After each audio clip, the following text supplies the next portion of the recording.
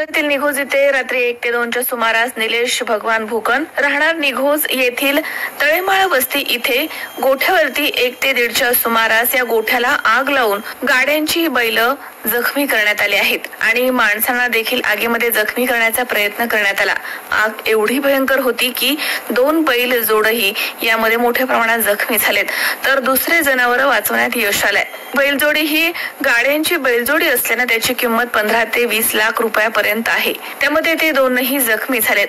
बैलांचा आवाज ऐकताच घरामधनं निलेश पळत आले आणि त्यांनी जनावरांचे दोर सोडताना त्यांच्या डोक्यावर देखील जखमा झाल्यात। यावेळी आग लावणारे त्यांना पळताना दिसले, मात्र त्यांनी बैलजोडीला वाचवलं। सकाळी ग्रामपंचायत ग्रामस्थ इथे जमून या घटनेचा निषेध व्यक्त केला। गाडा मालक संघटनेमधनं या घटनेचा निषेध व्यक्त करण्यात आला।